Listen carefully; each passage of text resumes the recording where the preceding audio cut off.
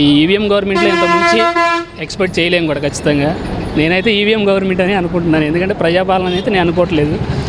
ఎందుకంటే మనం ముందు కూడా ఎలక్షన్ ముందు కూడా మనం గమనించినట్టయితే ఇక్కడ లోకేష్ గారు కూడా స్టేట్లోనే థర్డ్ మెజారిటీ నేను తెచ్చుకుంటాను అన్నాడు. 5,300 మెజారిటీతో ఓడిపోయిన ఆయన టాప్ 3లో నేను ఉంటానని చెప్పి ఆయన చెప్పడం ఒకటి.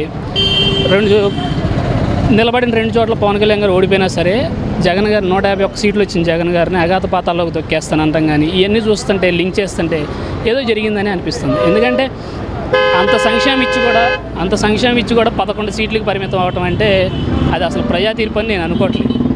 ఇక తర్వాత గవర్నమెంట్ వచ్చిన తర్వాత కూడా మనం చూస్తూనే ఉన్నాం. ఇప్పుడు ఫ్రీ ఇసుక అన్నారు, టన్నుకు 1300 అంటున్నారు.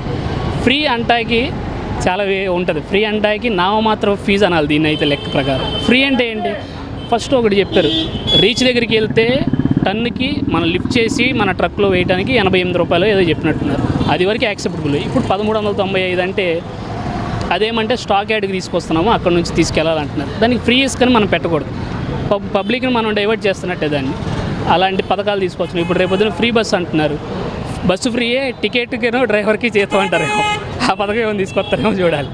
ఇక అలా ఉంటుంది. ఇక రాజధాని అంటారా, మన ఇండియాలోనే నాకు తెలిసినంత వరకు బిగ్గెస్ట్ ఫ్రాడ్ అవుతుందని చెప్పి నేను అనుకుంటున్నాను. రియల్ ఎస్టేట్ వ్యాపారం అవుతుందని నేను అనుకుంటున్నాను. ఎందుకంటే 22,000 ఎకరాలు ఆల్రెడీ గవర్నమెంట్ ల్యాండ్ ఉంది అక్కడ.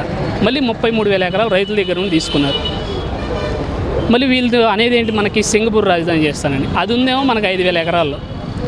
ఇప్పుడు మనకి తీరా చూస్తే మన 1,547 ఎకరాలు ఏమో రాజధానికి కేటాయించారు. మిగతా అంతా ఏంటి, రియల్ ఎస్టేట్ చేయడానికి కాకపోతే ఏమీ లేదు అక్కడ. ఇప్పుడు నిన్న మనం జియో చూస్తే సబ్జెక్టు కరెక్షన్ ఎన్ని వేల ఎకరాలో తెలియదు కానీ జంగిలీ క్లియరెన్స్కి 36 కోట్ల రూపాయల టెండర్కి రిలీజ్ చేశారు. ఇప్పుడు ఏదన్నా ఒక ప్రాజెక్ట్కి టెండర్ ఇస్తే అది కట్టేటప్పుడు అతనే జంగిలీ క్లియరెన్స్ చేసుకుంటాడు. దానికి సపరేట్గా 36 కోట్లు కేటాయించి జంగిలీ క్లియరెన్స్ చేసుకోవాల్సిన అంత అవసరం లేదు. ఇది స్పామ్ అనాలో లేక స్కామ్ అనాలో ఇక ఆయనే చూడాలి. ఇక అట్లనే వచ్చి రాగానే మన గంటా శ్రీనివాసరావు గారు వైజాగ్లో ప్యాలెస్, జగన్ ప్యాలెస్ అని చెప్పారు. ఒక గవర్నమెంట్ ఒక 500 కోట్లు పెట్టి ఒక గవర్నమెంట్ బిల్డింగ్ జగన్మోహన్ రెడ్డి గారు కట్టినప్పుడు అంత డబ్బు వృధా అని మీరు అంటున్నప్పుడు అమరావతిలో స్క్రాప్ నుంచి కట్టాల్సిన అవసరం ఏముంది? ఆల్రెడీ డ్రైన్స్, ఆల్రెడీ రోడ్లు, ఆల్రెడీ ఎలక్ట్రిసిటీ ఉన్న వైజాగ్ని డెవలప్ చేస్తే క్యాపిటల్ అయిపోతుంది కదా. నువ్వు స్క్రాప్ నుంచి రావాల్సిన అవసరం ఏముంది? అది మరి వృధా చేయటం కాదా? ఇక ఇలా చాలా ఉన్నాయి చెప్పుకోవటానికి. ఇక ఇంతకు మించి ఎక్స్పెక్ట్ చేయకూడదని కూడా నేను అనిపిస్తూ ఉంది. సూపర్ 6 అని చెప్పి ఒకటి ఇచ్చారు. ఇసుక మనం చూసాం, ఫ్రీ ఇసుక అన్నారు. దాన్ని ఎట్లా ఉందనేది పింఛన్ అన్నారు. మీరు చూస్తే జగన్ గారు లాస్ట్ జూన్ మంత్లో రిలీజ్ చేసినవి 65,30,000 చిల్లర రిలీజ్ చేశారు. చంద్రబాబు గారు రాగానే ఫస్ట్ మంత్లోనే 65,18,000 వచ్చినాయి. అక్కడే ఒక 12,000 కట్ అయిపోయినాయి. అంటే కారణాలు ఏదైనా ఉండొచ్చు, వాళ్ళు చనిపోయి ఉండొచ్చు, ఏదైనా అయి ఉండొచ్చు. నెక్స్ట్ మంత్ ఎన్ని పింఛన్లు వస్తాయి, ఎన్ని తీసేస్తారు అనేది దాని మీద డిపెండ్ అయ్యి ఉంటుంది. ఇలానే మనకి 3,000 1000 రూపాయలు పెంచామని చెప్పి గత 3 నెలలు కలిపేసి మొత్తం 7,000 ఇచ్చామని చెప్పి చెప్తా ఉన్నారు. కానీ ఈ 65,30,000 మందికి కూడా ఈ 60 నెలల పాటు ఇచ్చిన రోజున వాళ్ళు ప్రోగ్రామ్ చేసుకుంటే చెప్పుకోవడానికి బాగుంటుంది. ఇంకా సూపర్ 6లో ఉన్నాయి, మనకేమున్నాయి?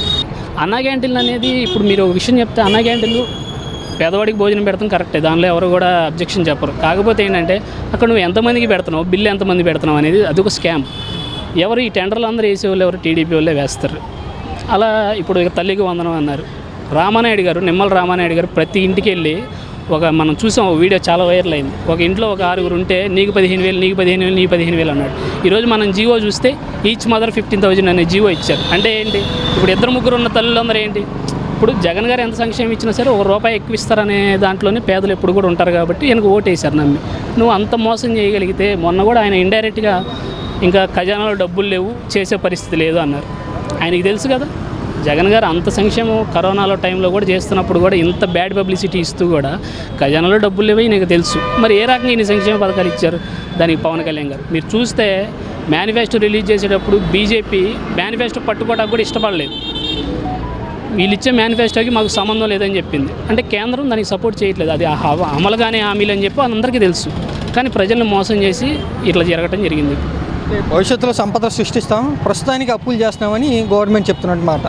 ఏ రకంగా సంపద సృష్టిస్తారు అదే చెప్తున్నాను నేను. ఇప్పుడు చెప్తున్నా కదా, ఫ్రీ పథకాలు అన్నారు, ఇంతవరకు దేనికి గైడ్ లైన్స్ లేదు. ఇచ్చినవి కూడా అరకొరగా ఎట్లా ఉన్నాయంటే ఫ్రీ ఇసుక అనే పెద్ద హెడ్డింగ్, కింద ఏమో టన్నుకు 1300 అంటాము.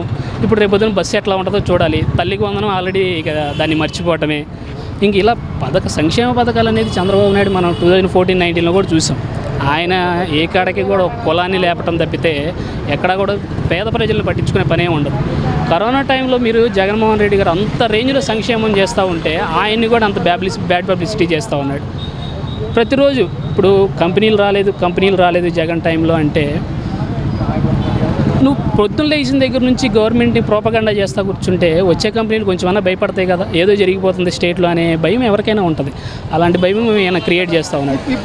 ఇప్పుడు రాగానే వస్తున్నాయి అని చెప్తాను. అదే ఇప్పుడు శ్వేతపత్రాలు అని చెప్పి ఒక పథకం, శ్వేతపత్రాలు అని చెప్పి ఒక ఓడి పట్టుకున్నారు. ఇప్పుడు నేను అదే అడుగుతున్నాను, ఆయన ఏమంటున్నాడు, mines, wines, sand, land, Amaravati మీద నేను శ్వేతపత్రాలు ఇస్తా అన్నాడు. సచివాలయాల మీద ఎందుకు ఇవ్వడం? సచివాలయాలు ఎన్ని పెట్టాను, దానిలో ఎన్ని మంది ఉద్యోగాలు ఇచ్చాడు, దీని మీద ఒక శ్వేతపత్రం ఇవ్వాలి కదా. వాలంటీర్లు ఎంతమంది పెంచాం, వాళ్ళ వల్ల ఎంతమంది లబ్ధి పొందారు, దీని మీద కూడా శ్వేతపత్రం ఇవ్వాల్సిన అవసరం ఉంది. అలాగే అసలు రాష్ట్రంలో ఎన్ని ఫ్యాక్టరీలు వచ్చినాయి, ఎంతమందికి ఉద్యోగం వచ్చింది, ఎన్ని ఫ్యాక్టరీలు వెళ్ళిపోయినాయి, వీటిలన్నింటి వైట్ పేపర్ ఇస్తే జనాలకు తెలుస్తుంది అసలు జగన్మోహన్ రెడ్డి గారు ఏం చేశారు ఏంటి అనేది. ఆయన పింఛన్ ఇచ్చిన రోజు కూడా ఒక మాట చెప్పాడు, వాలంటీర్లు లేకపోయినా మేము పింఛన్ ఒక రోజులో ఇచ్చి చూపించామన్నారు. ఎవరైతే సచివాలయం ఉద్యోగులు ఎవరు క్రియేట్ చేసింది సచివాలయం? జగన్మోహన్ రెడ్డి గారు కదా. దేశంలో ఒక్క సంతకంతో 130,000 ఉద్యోగాలు భర్తీ చేసిన వ్యక్తి జగన్మోహన్ రెడ్డి. ఎవరైతే 2019కి ముందు ఎంప్లాయీలు ఉన్నారో వాళ్ళతో నువ్వు పింఛన్ ఇప్పించి వాలంటీర్ లేకపోయినా నేను చేశాను అనుకోవటం ఒక పద్ధతి. జగన్ గారు క్రియేట్ చేసిన ఎంప్లాయీల చేత నువ్వు ఇప్పించి నేనేదో చేసేసానని చెప్పి గొప్పగా చెప్పడం ఎంతవరకు కరెక్ట్? ఇది కరెక్ట్ కాదు. ఇంకేముండదు, ఒక 6 నెలల తర్వాత గవర్నమెంట్ అనేది ఏంటనేది అందరికీ తేలిపోతుంది. Okay, thank you.